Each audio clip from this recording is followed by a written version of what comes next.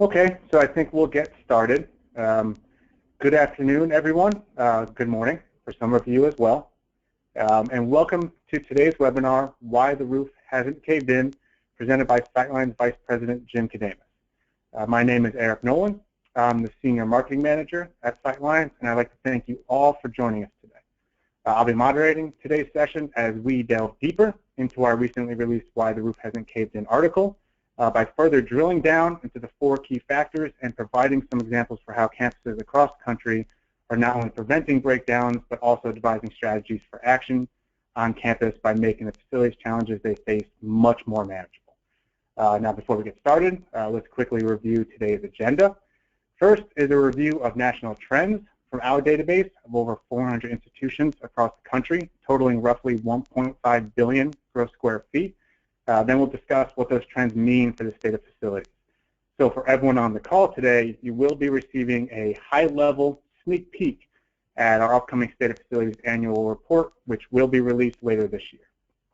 Then again, we'll explore the key factors for why the roof hasn't caved in, provide examples of campuses that are successfully combating the trends and predictions, and finally, some recommendations and conclusions. Lastly, I'd like to remind you all that if you have any questions or comments during the presentation, please don't hesitate to share those with us. I will be monitoring them throughout the presentation, and we'll do our best to address each and every one of them towards the end of the presentation. To submit a question or a comment, simply enter it in the questions box on your GoToWebinar window pane, and they will be sent directly to us. The graphic on the slide will show you where to go and how to do that. And to answer one question up front that we typically receive following today's session, each of you will receive an email that contains links to both the presentation slides and webinar recording for your continued engagement with this material. So keep an eye out for that email tomorrow. And with that, I will pass it off to Jim to get us started. So take it away, Jim. Hello, everyone. Thank you for joining us today. Let me start our webinar with looking at the national trends in the state of facilities up through 2014 data. Many of you are clients of ours as well as are interested in read our state of facilities, and that publication will be coming out in the next month or so. So you're going to get a few high-level highlights of that. As you know, as we think about Sightline's paradigm and how we approach facilities management, we look at the interaction between space, capital, and operations. We know that there's a value in space and the value of managing space. We also know that managing space helps you focus your capital and create a multi-year plan that aligns the mission of the institution and risk, and both have a direct effect on operations. You can improve the effectiveness, and everyone wants to lower facilities overhead, and you can improve the effectiveness and lower facilities overhead by better managing space and better managing capital. And so we're going to look at some metrics in the state of facilities and the national trends that look at both space, capital, and operations, all 3 together. And then we're going to look at some examples of how individual campuses and groups of campuses have looked at these 3 factors and worked together to be able to better manage facilities and make sure the roof doesn't cave in. Our first trend looks at space versus enrollment growth. And for a number of years, we were seeing a big spike in enrollment growth nationally, and that was climbing very rapidly up until about 2011. We began to see a leveling off, and now we're starting to see that pulling of the enrollment growth and actually some decline in numbers in enrollment growth nationally. Now, this doesn't mean it's affecting every area of the country or every institution. This is aggregate data. We know that certain areas like Texas, for example, still have a big growth spurt, lots of new students coming. But at this point, we've crossed the line here between the growth in space on a percentage basis and the growth in enrollment. We are actually have building space faster than we're growing enrollment. Why is this a problem? Because campuses now have less tuition revenue, less students coming. Many campuses, to keep up that enrollment, are having to discount the cost of tuition. Many state legislatures have jumped in and frozen tuition, and so the revenue may not be there to keep all the space you have, and it's getting to be more of a challenge than that facilities overhead issue in terms of being able to manage that growth in space. And in fact, because it takes a long time to build buildings, many of the buildings that were started in 11 and 12 to deal with that enrollment growth are just coming online now in 13 and 14. And so we're seeing kind of an echo here of growth, even though the enrollment's flattening out.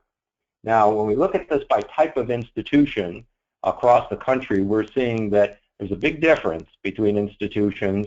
There's only one type of institution that is actually managing space and growing space at a much lower level than they are growing students, and those are research institutions. And you can see they've got about 12% increase in enrollment growth, but only about an 8% increase in space. All the other three types of institutions, comprehensive, community colleges, and the small institutions, have continued to grow space, but they're not seeing the concomitant growth in enrollment. Comprehensives are basically flattening out. Community colleges have seen some decline in the last couple of years, primarily as the recession and the employment situation's gotten better. People are deciding to take jobs and not coming to some of the community colleges, although, again, in some areas of the country, community colleges are growing very fast and continuing to boom.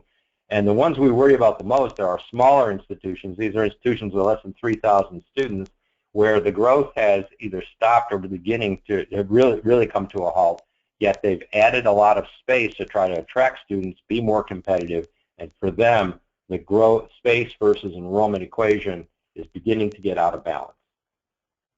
And when we look at space across our age categories, this is the distribution. Many of you have seen this in our other reports, the distribution of construction age of our database.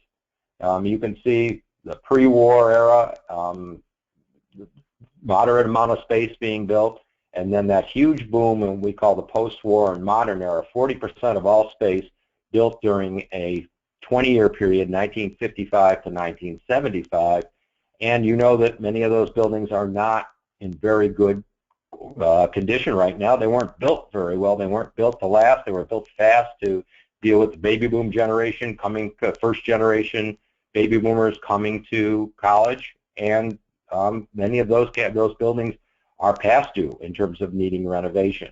And then we've had a second kind of boom of building in what we call the complex era since 1991. About 27% of the space on our database has been built during that time. These spaces are better built, but much more technically complex. Some of them are LEED certified buildings. They're buildings that have heavily used for science and research work, and they're more expensive to repair. They're more expensive to maintain. If you think about it in terms of Sightlines terminology, that first spike in the 50s and 60s and 70s are your catch-up buildings, and the second spike in the 95 to 2015, the last 20 years, are really your keep-up buildings. And we've got both peaks having some implications for us at the same time. When we map over renovation age, and remember for Sightlines, we reset the clock on a building if more than 50% of the replacement value was addressed in a project and the building systems are reset. You can see we've made some dent, particularly in the pre-war buildings, where we've done some resetting of the clock on those buildings, and in the early post-war period, the 50s and early 60s buildings, but there's still quite a peak to go in terms of catching up on those late 60s, early 70s buildings, and they're still going to be coming due. So we're stuck with that group of buildings for a while, and we've been able to reset the clock on those and make them look like newer buildings. Now, we also can see this in another way on this chart. There's the construction age. You can see that about 32% of buildings are in the were built 25 to 50 years ago. 37% of buildings on the database, or square footage on the database, was built over 50 years ago. There's the renovation age. You can see in the black that 37% has gone down to 24% renovation age. So we only have about a quarter of the square footage is still 50 years old and not renovated. We haven't made much progress on that green area, the 25 to 50, 32% construction age, 32% renovation age, in part because haven't been able to attack a lot of those in terms of addressing the sheer volume of square footage in that area. And some of the buildings that were built 15 to 25 years ago are now clicking into that 25 to 50-year-old period. And as we go up that scale of age, you can see we're also affecting the risk. The highest risk buildings over 50 years old, many people think the 25 to 50-year-old buildings are some of the higher risk and maybe even the highest risk buildings because of the poor quality of construction. But part of the whole work here is to try to manage the risk as this age profile, as these buildings come due and have to be addressed as part of this age profile. The one good thing about the renovation age is that we're a little more balanced now than we were a few years ago in terms of when buildings were constructed. We actually have kind of an even distribution of buildings in each of those age categories, maybe the exception of the 25 to 50. When we look at this by public and private, same chart, renovation age public versus private, you can see the public institutions have a lot more of those 25 to 50. The private have more over 50 buildings that haven't been renovated. Both have been making some progress. You can see in 2007 we were down just under 40% of the space under 25 years old. We're now at about 46 for the privates, 44 for the publics.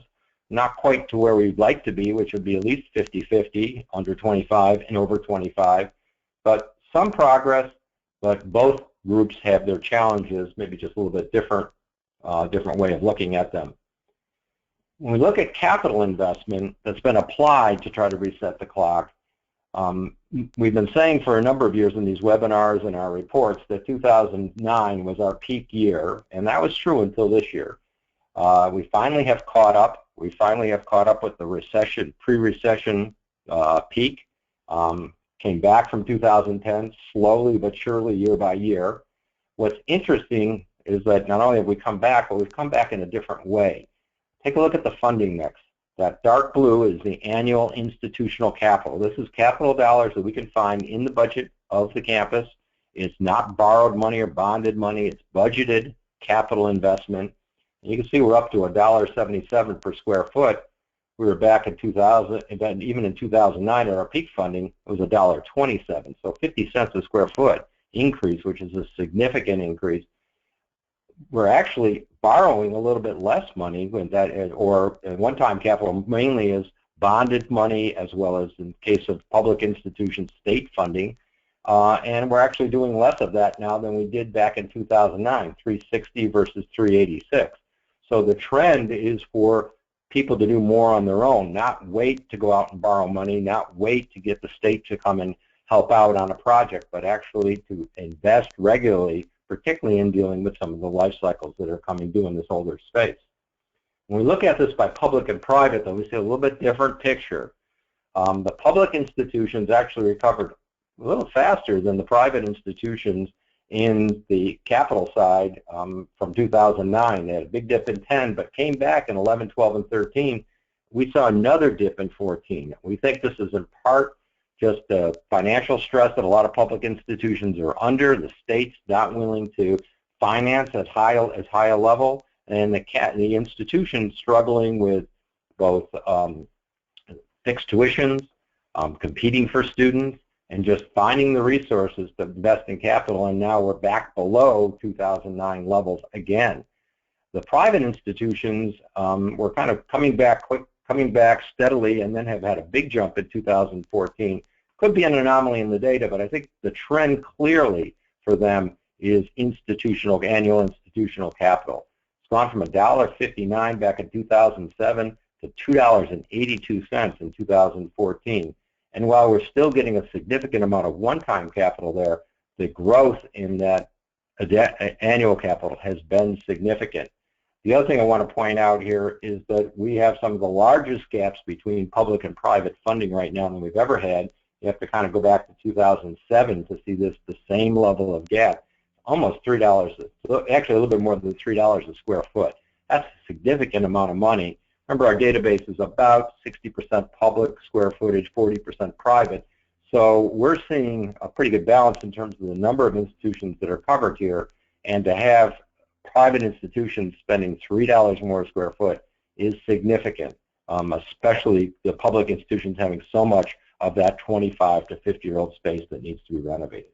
So a troubling trend here, although some good news on the private side, especially with the trend of the annual capital going up.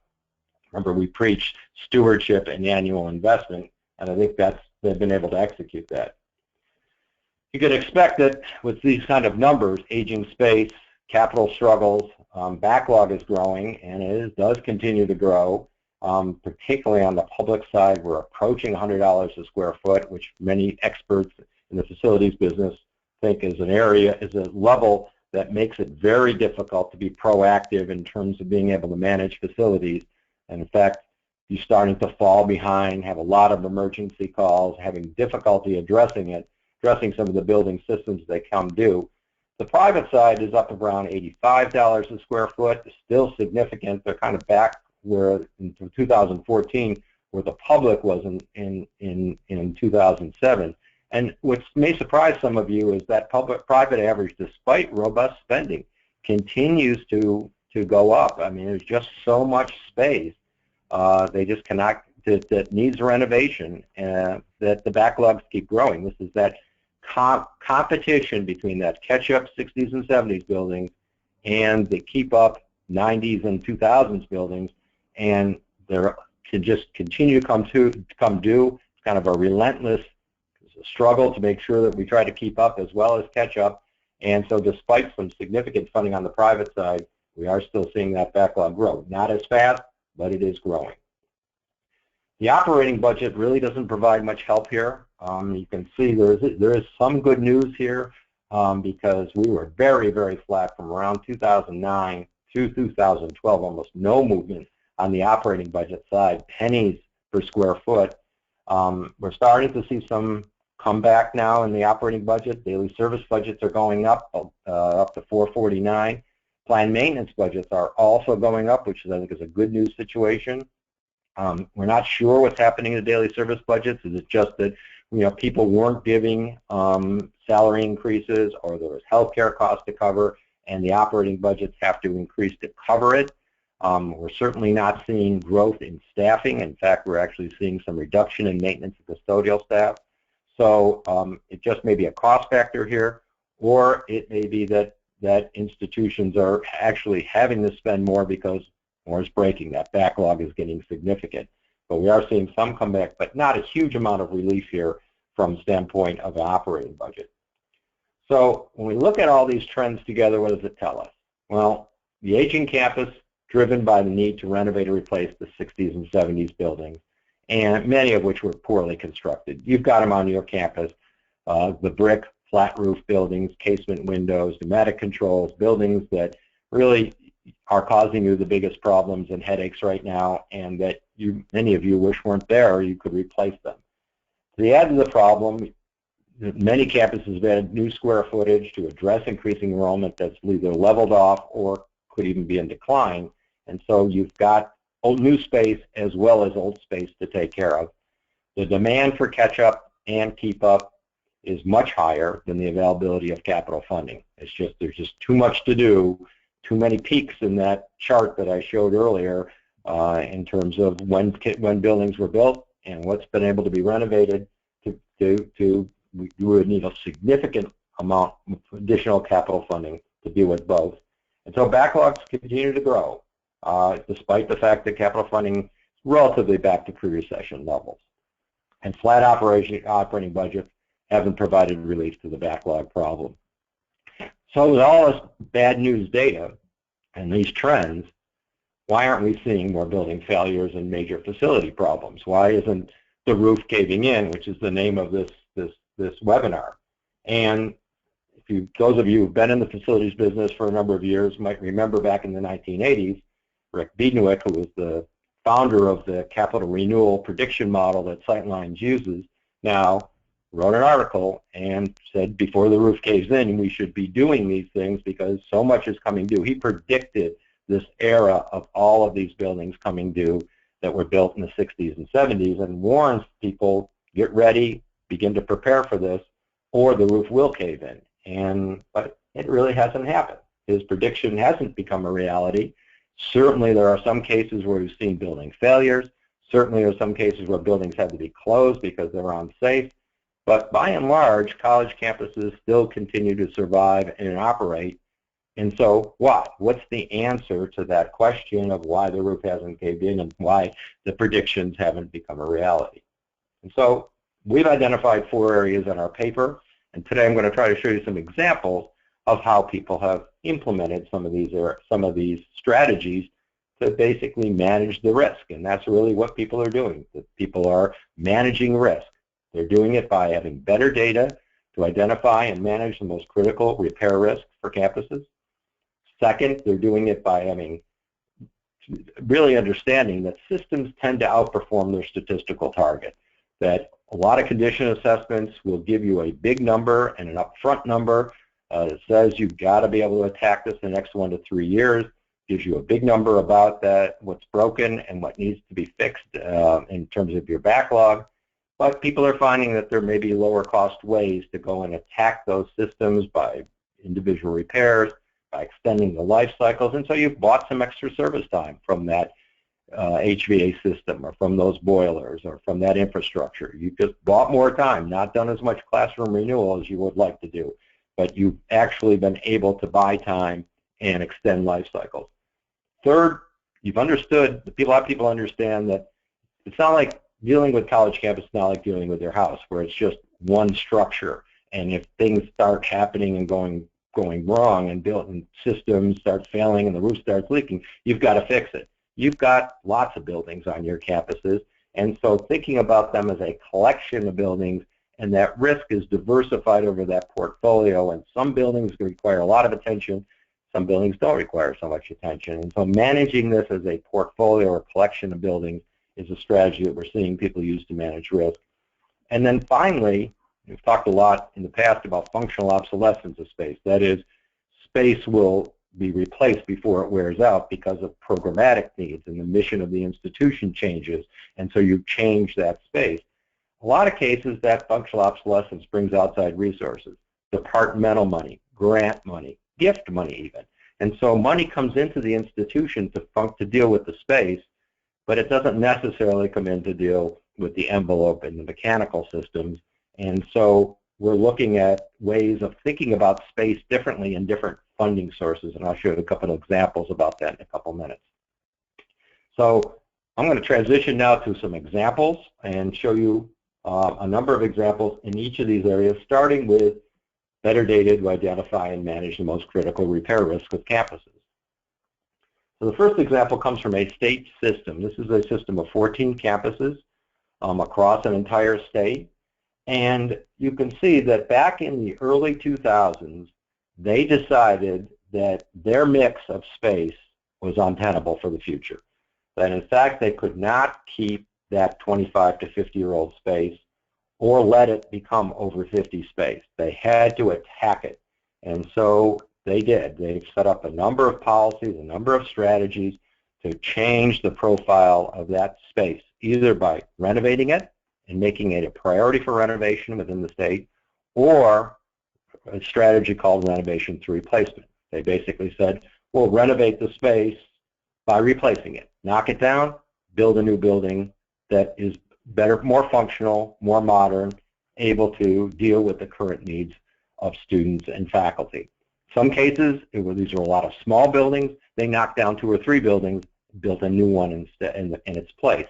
And so they've reset the clock. If you look at the blue space, some of that's new construction, but primarily that space that clock has been reset, and they've taken those older buildings, knocked them down, replaced them with a brand new building. And so now in 2014, rather than 59% of their space being in the 25 to 50, it's only 29% of the space.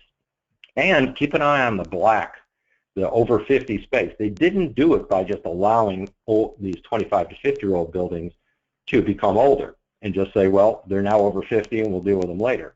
In fact, they've kept that pretty stable. Their peers have also shrunk the yellow, but primarily they've done it by allowing it to get over 50. So basically, if you look at the yellow and the black together, you can see the peers have made very, very little progress, while this particular system now has 57% of their space under 25 and only 43% of their space over 25 years old. A balanced profile that has allowed them to now manage their campuses in a very different way. I want to show you two metrics that have been a result of this. One is preventive or plan of preventive maintenance. This is dollars per square foot. We've been tracking this with them since 2003, and they've had a 73% increase in plan and preventive maintenance. When you take away those 25 to 50-year-old buildings that are in disrepair, that have critical needs, that are falling apart, are at risk of the roof caving in, you can now do more proactive work. You can do more preventive work. You're not just fighting fires. And this, across these 14 campuses, they found that getting rid of those buildings or renovating them and resetting the clock on them allowed them to free up the time for their staff to do the plan and preventive work and actually get ahead of the problem on other parts of campus. The other is the campus inspection. This is our walkthroughs of the campus that determines the quality of the space on the campus, the mechanical systems, the envelope, and how the campus looks. And you can see from at least a curb appeal and from a repair standpoint, significant improvement from 76% on a 100-point scale to 82%. So having this get in place has allowed, having a strategy where you attack that 25 to 50-year-old space. They've reaped a lot of benefits by the campuses looking better and now getting ahead of the problem through plan and preventive maintenance. Sort of a multiplier effect up. If you think about, buildings deteriorate very slowly. The curve on building deterioration is a slow but steady pace. Here, they're able to eliminate that deterioration, reset the clock on those buildings or replace them with new ones, and now they're able to really go and attack this through a plan and preventive way, and the campuses look better. This was done, by the way, across all the campuses. Virtually every campus has benefited from this strategy, and I think it's been a very innovative way of addressing the needs and identifying critical needs. Second is an example of an individual campus. This is a private campus, a couple million square feet. It's a campus that has identified $151.6 million worth of campus needs through a facilities condition assessment. And you can see the mix between building needs, infrastructure, and grounds. What's interesting is when we looked at this by time frame, 84 million of that 130.5 million that is in the buildings is a time frame priority, which means should be done in the next 1 to 3 years. So again, sort of that front loading of, based on an FCA, of the need.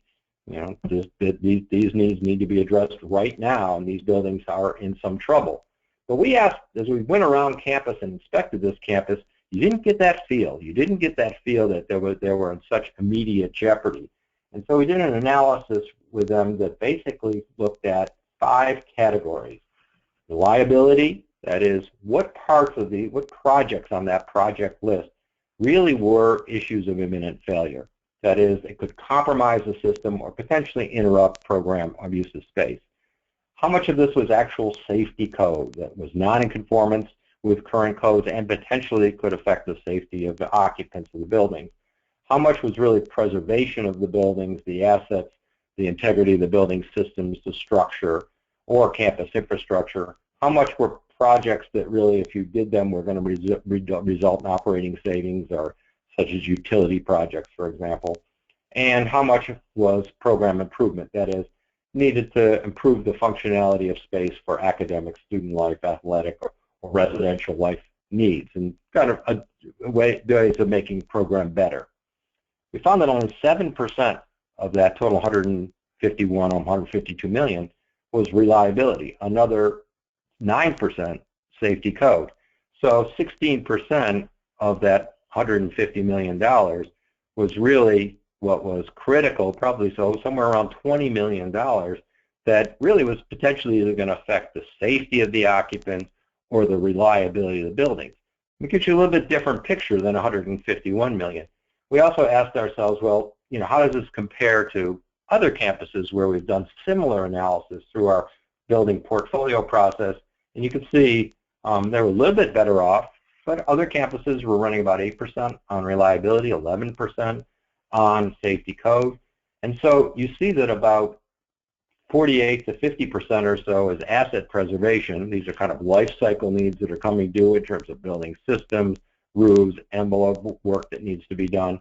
And about another 28 to 30% are in that programmatic kind of space improvement area. So when we begin to look at the data, you begin to understand that what's critical may be a little bit different definition. I'm sure that many of the department chairs are out there saying, it's critical that my program space is renovated. But these reliability and safety needs really are the highest priority critical needs, along with some of the potential asset preservation and programmatic needs that are absolutely to be defined as the highest priority. All this analysis really gave this campus some pause to think about their funding, and so we looked at their historical project investments. Where has their money gone from 2003 to 2014?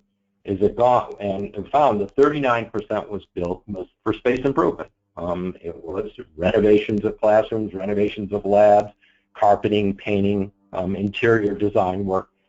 10% was building envelope, 21% building systems, a lot of investment in infrastructure, 23%, 7% in safety code. So we said, well, what would this look like with those needs that we just identified, those $151 million worth of backlog needs and those high need projects in terms of reliability, safety code, and some case space and systems? Shows that basically they're going to have to change the way they're going to fund in the future. Only 19% of the future needs are actually space improvement needs, partly because they probably spent 39% of it in the past. A lot of those have already been addressed. This chart is very important because 17% are in envelope versus 10% historically where they've spent the money, and 41% in building systems. So the facilities folks on this campus are going to have to make the case to the president and the vice presidents and the deans that more of this money needs to shift towards envelope and mechanical systems, the majority of money, where in the past that hasn't been the case, and people are going to say, well, gee, what happens with space, and how do we balance out the space? I'll show you another example a little bit later about space versus envelope and mechanical systems, but having these critical data points, understanding what's critical in terms of being able to deal with reliability, safety code, space, as well as asset preservation, and also looking at historical investments and future investments and comparing those. Very important analysis that allowed this campus to set some new priorities, shift some of the future funding allocations, and even though they don't have enough money to spend to deal with the entire 150 million plus needs, they're able to set priorities about what they're going to deal with. We move to the second area, sort of related to what I just talked about, as sort of a transitional group, that is systems tend to outperform their statistical target. There are lots of ways to look at needs going out over the next 10 years. And here's an example of a campus that has an FCA. It has identified $103 million worth of current needs, which are past due, needs that should have already been taken care of, and some of these are probably in that category of reliability. 378 are life cycle needs coming due over the next 10 years. We went back and took a look at those and tried to classify them a little bit different in terms of the 5 and the 10-year need, and then we mapped them out from 2015 to 2024. So we took the 103 and put them in the first 3 years, thinking if it's past due, it should be done right away. And then we mapped those life cycle needs over time. And you can see that in some years those life cycle needs are significant. 2018, for example, is a significant year, and when we went back, we found that in 1968 was one of the biggest building years in that particular campus. All those buildings will turn 50 in 2018, so a lot coming due. But after the next few years, things get a little bit more manageable. The life cycle needs are down in the $25, $30, $40 million need area. And so the question the campus kind of pushed back on is, can we figure out a way to kind of flatten out these needs? Not necessarily do everything at once where we can't get the money and go out and borrow a lot of money, but can we in fact try to come up with a 10-year plan where we can do slow and steady over time without the risk? Well, the first question is, well, what's the risk of waiting? When you don't have the money, what's the risk of waiting? And we can see here, this is an analysis of how much of those needs are in systems versus exteriors versus interior, arguing that the highest risk are the system needs. So $481 million worth of needs, $250 million was identified as projected funding. But if you draw a line around 25 million, you're going to have a lot to deal with those system needs over that period of time, and some of the maybe most critical high-risk needs. And that's what the campus started to think about, is could we flatten out these curves, not do everything at once, take a chance on some of these higher risk projects, deal with the ones that are critical in terms of system reliability, but some of the space renovations and other needs, begin to program them out over time. And then what the board talked about was growing funding by about $3 million a year over the next 10 years. Could we start with that in 2016 and go out? And by 2024, they would have enough money to deal with the need that they have as annual need of around $48 million a year. Obviously, some of the things that are under that curve between now and then are going to go over and be part of their backlog, but they're willing to take the chance on that, particularly if those are more space renewal type projects. So using predictive analysis to begin to look at how do you spread this risk over time, buy some time, and be able to pick the right projects to deal with the systems that are the biggest problems. The next strategy is portfolio work. The risk is diversified by having a portfolio. Here's a campus that has one of the highest backlogs that we've seen, a large public university. Building needs are about $1.4 billion. You can see they've got some new space as well as site and infrastructure needs. And they've put this into a set of portfolios. The building renovation's obvious. Those are buildings that they've identified as they want to keep them, going to need major gut renovation. Repurposing are buildings that may be able to be saved, but they're not good for the function they're in, like a old science building that maybe will become an administrative building. Maintain are their life cycle need buildings, the buildings that are going to, they're building space that's going to be coming due, and they broke it in terms of housing and non-housing. What's interesting here is the category of transitional. These are buildings that they've identified as questionable as to whether they're going to stay on the building inventory. Are we going to knock them down? Are we going to keep them? What are we going to do with them? And let's decide over time, but in the meantime, let's not put a lot of money into those buildings. And it's interesting that those buildings kind of, in that transitional portfolio, have kind of come and gone. There's one building that was in that transitional portfolio. They started putting a lot of money into it, and we started saying, well, if you're putting money into it, is it truly a transitional building? They said, well, let's move it to the renovation area and the category. And then after a few years, they started to realize it just couldn't be saved. It was just too expensive.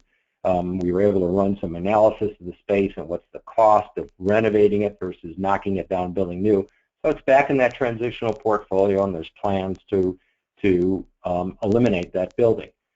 That transitional portfolio primarily is going to be eliminated. That need will be eliminated over time as those buildings are demolished. The impact of being able to break this huge problem, $1.4 billion, into smaller pieces has been significant. One, it's built a lot of support for funding, and you can see that they have been able to reduce that backlog by about $500 million, and this is net of new life cycles coming due. So they have gone from about $1.9 billion to $1.4 billion. They've knocked their infrastructure down from $126 to $70 million. And as you can see over time, they've actually reduced some of the new space requirements on campus, right-sized their campus. They've built some new space, but they've also thought a little bit differently about how much is going to go into new space relative to existing space. And they've been able to make the case for state capital funding as a public university, as well as drawing some money through capital campaigns and through their own bonding to renovate, demolish aging facilities. I look now at the whole question of functional obsolescence of space, and sticking with that building portfolio theme, here's another campus, much smaller, with about a $250 million total need, $158 million of building needs, where their portfolio not only is in categories of space, you can see academic, administrative, science research, etc., but they've also matched up funding. So they decided institutional funding is going to have to be used for core campus facilities. It's unlikely we're going to get donors to help us put new roofs on or redo the heating and HVAC system or replace the boilers. We're just not likely to get that. but we might be able to get grants to upgrade our science research facilities. We might be able to get gifts to deal with athletics and residence halls. We've got this campus has faculty housing and staff housing that they're thinking about maybe selling off. Notice they also have a small transitional portfolio, buildings that they want to eliminate. But trying to tie funding with the idea that maybe we can get some resources outside of the capital budget to be able to address space and renovate space and allow us to focus our capital dollars and our core institutional capital dollars on envelope and mechanical systems. Here's another campus. We've mapped there, many of you have seen this chart before, looking at the target zone of where they should be spending. You can see in 2007, 8, 9, 10, they were not even able to get into the target zone with all of their funding. But they've made substantial improvements over the last few years. Again, a fairly large campus, I think about 8 million square feet. They've been able to make some progress in terms of getting total funding. But the real key is the funding mix. Take a look at the growth of the yellow and the blue, the envelope and the systems. They still spend quite a bit of money on space. In fact, they don't spend less money on space in 2014 than they did even back in 2009. But they're getting that money from different sources, departmental chargebacks now, grants that they're getting, gifts that they're doing, science research projects that they're able to draw in grants for, and they're basically trying to hold steady on their space investment and bring in any new money to focus on envelope and particularly building systems. This is a campus that really had a lot of problems with their building systems, and they're really starting to make some progress. So again, finding the money for the space allows them to free up money to do the envelope and mechanical and building systems. So that's the end of our example. So what do we really learn from these examples, and what are some of our recommendations? Well, one, the kind of a characteristic goes across all of those examples is everybody has tried to make the problem smaller. I think for a long time we've thought that if we make the problem bigger, if we just tell people, whether it's the legislature and a public institution or a board and a private institution, that we've got this huge problem and the roof's going to cave in, people are going to give us money. But in fact, we found that by making the numbers so big and not having a good plan or a strategy, it actually turns people off, that they don't provide money. So kind of thinking about the buildings in a different way, that they're not all equal, using building portfolios to make the problem smaller, break it into smaller parts, subdividing capital projects by those that really are truly safety and reliability needs, and creating a balance and diversity in facilities investment, that kind of a risk management approach, getting a greater focus on the problem and showing people that, hey, I've got a solution to this, but we've got to do it over time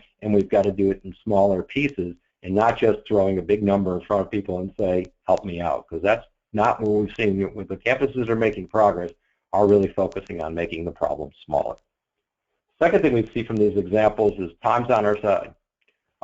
In the past 30 years, we've been able to fix systems, components rather than entire systems, been able to coordinate our projects. We've been able to basically see that many of these life cycle analyses and some of the FCAs are inherently conservative. The engineering groups want you to, they don't want to take a chance by telling you it's going to be okay and then find out later that, in fact, if the building is going to fail or the system's going to fail. So they're going to front load the needs, and having some ability to understand that risk and manage that risk over time is critical. And people have brought in functional obsolescence benefits by repairing, upgrading space through other funding sources. And there's no reason to believe that these factors are going to be different in the next 15 to 20 years. So while we do have to act, we can act with using time as a variable, as a way of managing this process. And then finally, you're going to have to make the case for resources. I wish I could tell you could do this all with your existing funding, but the problem's just too big, and we've got to make the case for resources. But just putting a big deferred maintenance number in front of everyone isn't going to lead to success. The problem's too big, and you have to show you've got multiple strategies. And those strategies include lowering demands by better space management, making the problem smaller by breaking it into more manageable pieces and using the portfolio approach, sustaining the impact of what I call finite funding. You know, we like to say we got limited funding, but many of our campuses say, well, we've got finite funding. We've got a fixed amount that we can get. What can we do for that, and how can we do it by using time and creating a multi-year plan? How do we mitigate risk? By looking at the highest priority projects. Again, the roof isn't caving in. It's going to be hard to convince your board or your state funders that, you know, if you don't do something, this building is going to fail, because they don't believe it. And so if you say, well, there's certain things that are going to fail, and it's a smaller subset, and we've identified those, then I think you've got a more reasonable shot at getting the funding for those. And then making the case, using your actions to make the case for additional funds. And if you do get savings as a result of your PM program and your daily service program, moving those to self-fund your stewardship program, your annual capital investment. That's critical to be able to show the funders that you are getting control of this problem, that you're doing your part as part of the facilities and finance world to manage the problem, and that if you're going to ask for money, they want to see that you've got a plan and that you can put that plan into place. So, Eric, what kind of questions do we have from the audience as a result of the last 45 minutes of presentation? Yeah, thank you, Jim. And now we will transition over to questions, and we have received a few throughout the presentation. And again, for those who haven't had a chance to, if you'd like to share a question, please do so while we are addressing the ones that we've received already. The first one goes back to the trends, the total capital investment trends, actually the first two. The first one, did the money public institutions get from the state help them to recover quicker than private institutions? I think they have. You know, I think part of that has been some state response and state funding on the recovery. I'm going to show that slide here again. I think there's been some ability to do that. You can see that the growth was, a lot of it was in one-time capital funding from 2010. They're able to get 334 a square foot, 315, 330. It's down about $3 now, but I do think that some of the state support was there for a period of time. But I also see, and one of the concerns I have now is that the public institutions also were on a pretty significant improvement trajectory in terms of institutional capital. In fact, we've heard from a number of institutions that have said, you know, we're going to have to start doing more of this ourselves and plan for it. We went from 91 cents back in 2010 to $1.19 a square foot. That's, you know, 20, 30 cents a square foot went up on a 91 cents, so that's a 30% increase. But we kind of gave it all back in 14. Hopefully it will come back. That maybe was just an anomalous year. But I think it's going to have to be a combination of what you can lift yourself as an institution, if you're a public institution, and what you can get in terms of state funding across the board. Okay, thank you, Jim. And another question related to this chart, which is showing that the annual investment appears to be, we are spending more than we did back in 2009. Do these numbers include a construction cost inflation component? They don't. They're real dollars. So in some way they do, from the standpoint that you're spending more in 2014 to renovate a building than you did back in 2007. So they're kind of self-adjusting because they're actual expenditure numbers. So they are adjusting for that. But in terms of funding, certainly if you're getting the same amount of money now in 2014 than you got in 2009, it's not going to go as far, right? It's going to be, things just cost more now. And so we've been monitoring this pace of construction, the cost of construction, but these are actual expenditures. These are actual dollars spent. So in some extent they are based on the projects that we've analyzed at each campus, and so they do adjust for inflation in that way. Okay, thank you. Another question with the slide, a few slides past this. Can you talk a little bit more about how you determine the reliability of facilities? This is this example right here about the campus. Reliability is an analysis of the project list and a process of interviewing the facilities managers and the people who are most knowledgeable about those systems and in those buildings. That's our second step. And our third step is looking at the work order system. If in fact we find that people are going to that building over and over again, we see 200, 300 work orders a year in a particular building, and they're going back to fix the same component, a hot and cold call, that would tell us that the HVAC system is potentially is having serious problems, and there is potential for imminent failure, or at least compromising of the system. So I think three things. One, the project list itself. Two, the local knowledge of the particular campus and bringing that in. And three, looking at work orders. If they all align, that will tell us that, in fact, this particular project ought to be classified as one that affects the reliability and could jeopardize and could result in a failure. Okay, thank you, Jim. And the last one is in reference to the portfolios, the building portfolios, and specifically the transitional category. I'm looking for a little bit more information on what it is and how do we determine what buildings go into that portfolio. It's really a joint discussion with a particular campus to determine that. Many of these are in that 25 to 50-year-old category. They're the 60s and 70s buildings, and many of them just aren't functional for the current program and academic program needs that the campus has, or in some cases the residential life or the recreational needs that we're seeing on campuses. And so we spend time looking at these buildings. We've been working on a tool now that will help you input information and determine whether or not what the cost of space is and what the savings potentially are from demolition. And some of those buildings that are based on that analysis do get put in a transitional portfolio if it turns out that, gee, it'd be a lot cheaper to replace them than to renovate them. We have one state system that is really looking at all of their over 50 buildings that are underutilized and are small and putting those in a transitional portfolio to say, we want to start eliminating these buildings. We want to try to live without that square footage. This is a system where the enrollment is significant. They take a significant drop in enrollment, seen it already, and I think they're worried about just having too much square footage for the number of students that are on campus and the revenue that's being generated by that student tuition. And so in a lot of cases, these are smaller buildings, older buildings, ones that may be replaced by, 2 or 3 of them may be replaced by a single building. But these are ones that I think the key to a transitional portfolio is that they are buildings that we don't want to invest a lot of money into. We may have to keep them functioning. We're not going to go do a $3 or $5 or $10 million project when we know we're going to knock them down the next 5 to 10 years. And so let's manage the needs in these buildings. Let's work with the occupants of those buildings to maybe transition them to other places, or ultimately, replace that building with a new facility. And if this takes time, it's painful to make the decisions to eliminate a building on campus.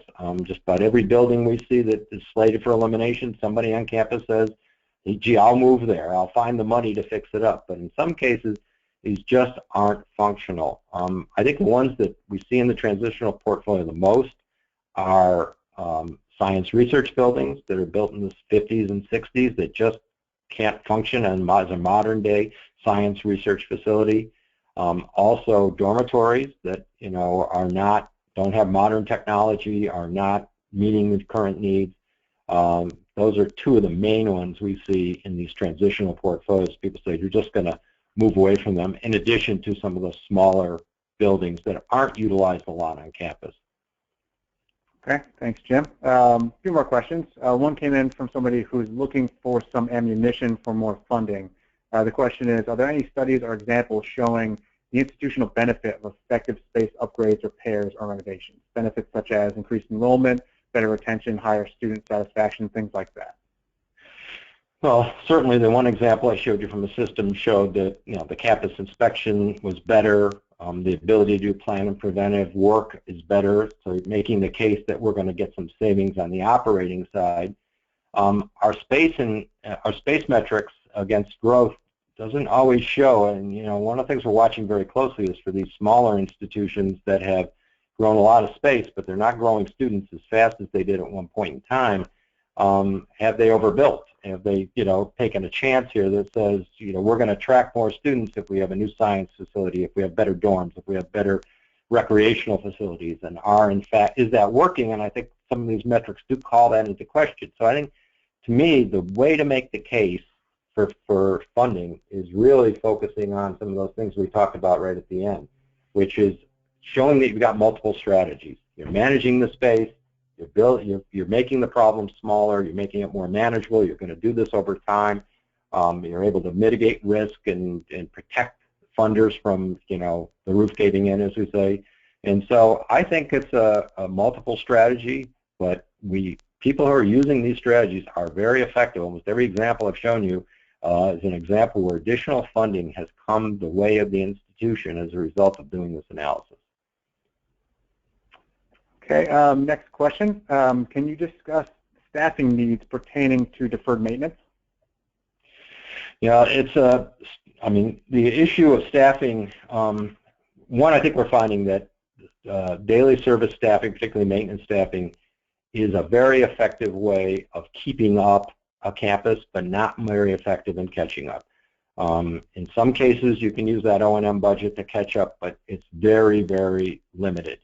Maybe that's a good way of catching up on some of the space renovations, but when you're dealing with major projects and major systems that are coming due or way past due, trying to have the maintenance staff and your operating budget do those projects, it's pretty limited. If you do that, you're not going to be able to deal with the daily service calls.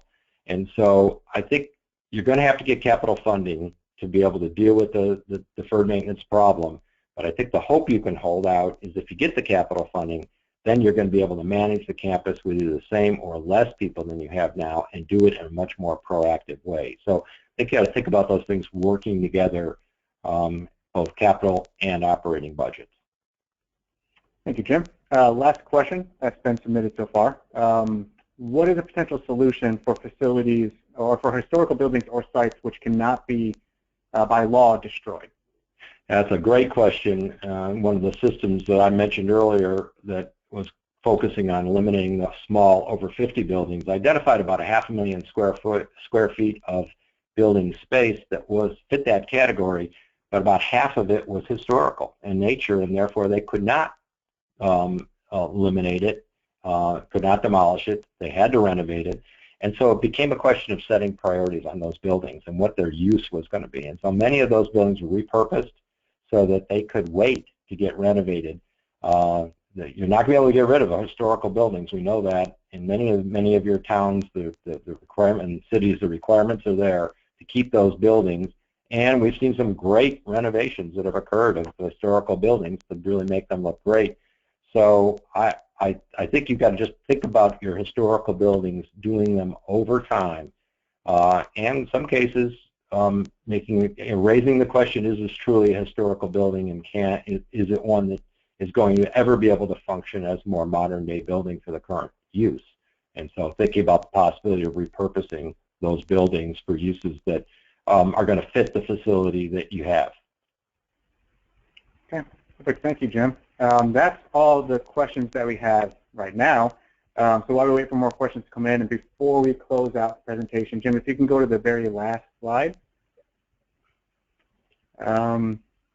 For our members that are on the call today, and for those that are potentially about to become members, if you want to hear more about these types of success stories and insights, and also have the opportunity to connect and network with other peers, please don't hesitate to register for our upcoming member conference, the Insight Summit 15, which will be taking place early November in Newport, Rhode Island.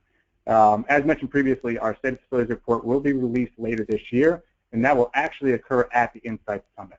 So all members in attendance will receive a first copy of the report, and will have the opportunity to listen to Jim present the material and dig deeper into the trends during one of our keynote presentations at the conference as well.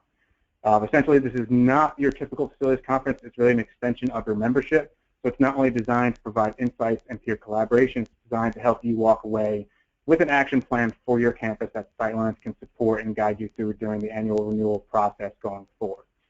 So I encourage all members on the call to check it out and register, as registration will be closing in less than a month, and we don't want you to miss out on this opportunity. So if you have any questions about the Insight Summit, please don't hesitate to contact either your account representative or reach out to the Insight Summit team via email at the email on the screen, insights@sightlines.com. So we'll check to see if we have any other questions. We don't have any other questions at this point, so with that, I'll close out. And I'd like to thank you all again for joining us. I hope that you enjoyed the presentation, and don't forget, you will be hearing from us soon with the materials from today's presentation. That's the presentation slides and the webinar recording. So you should be hearing from us within the next 24 to 48 hours. Thank you again, and have a great day.